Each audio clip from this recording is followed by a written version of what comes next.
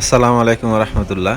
Samsung A03s এটা কোনোভাবে power on হইতেছে না, প্লাস অটোমেটিক ইউএসবি সাপোর্ট, মানে পিসিতে লাগানোর সাথে সাথে ইউএসবি সাপোর্ট দেয়তেছে, মানে ইউএসবি কেবল।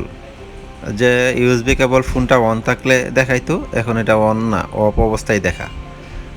আসলে এই মাদারবোর্ডটা দেখেন, এটা আগেও কোনো এক জায়গায় মনে কাজ করানো হয়েছে, কে কাজ করছে বা তা আমি জানি না, কিন্তু উনি অন্য এক জায়গায় দেখাইছে, দেখানোর পরে বলছে যে ওনার কাছ থেকে ফোনটা নিয়ে আসছে আমার কাছে, উনি পাঠিয়ে দিচ্ছেন যে ফোনটা কাজটা হইতেছে না।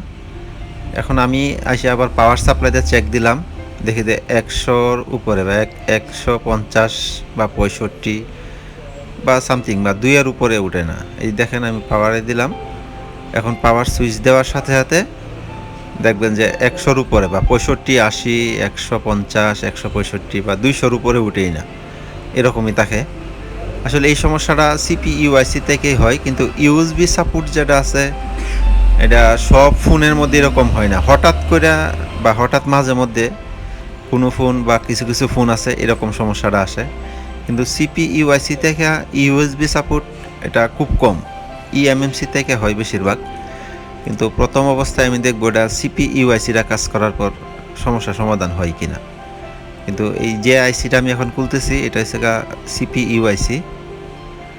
এই আইসিটা রিভলভ করার পরে আর কি দেখতে পারবো যে আসলে কি সমস্যা কি সমাধান হয়েছে কিনা। কিন্তু আসলেই এই আইসিটা কাজ করাতে এত স্টিল কাটা প্রয়োজন নাই, কিন্তু যে কাজটা করছে বা নতুন মনে হয়, হালকা উপরের সাইড অল্প কাটলেই হয়, নিচের সাইডটা কাটা কোনো প্রয়োজন নাই।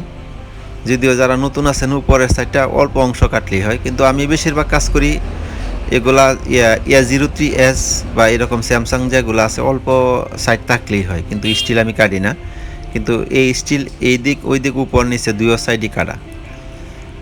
যেই যেই কাজটা করছে ওর সুবিধা, কিন্তু কাজটার মধ্যে সমস্যা একটাই, না স্টিলটা খারাপ দেখা যায়, এর বাহিরে তো আর কোনো কিছু না। কিন্তু আমি সিপিইউআইসিটা কাজ করতেছি, আপনারা দেখুন যে আসলে কি শেষ পর্যন্ত দেখুন যে আসলে ইউএসবি সাপোর্টটা প্লাস আবার ফোনটা অন হয় কিনা, যেহেতু পাওয়ার আসে না ডেড ফোন, এই ফোনটা কমপ্লিট হয় কিনা এটা দেখেন, যে সিপিইউআইসি কাজ করার পরে কাজটা হয় কিনা, বা O2 যে সাপোর্টটা আছে, O2 ইউএসবি সাপোর্টটা এটা যাতে চলে যায় কিনা এটাও দেখেন। আমি সিপিইউআইসিটা রিমুভ করলাম এবং সিপিইউআইসিটা এখন ক্লিন করতেছি। ক্লিনের পরে রিভলভ করার পরে আবার সেট আপ দেবো।